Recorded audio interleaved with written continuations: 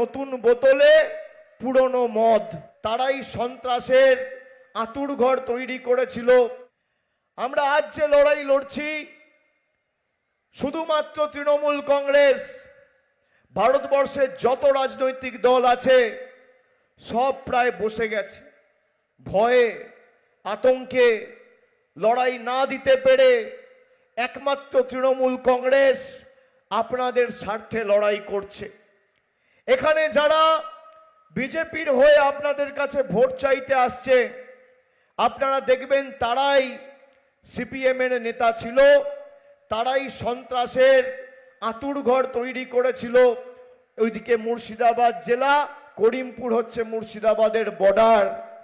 আজকে সিপিএমের হাড়মাতগুলো জার্সি পাল্টে বিজেপির জার্সি পরে বাম থেকে রাম হয়েছে।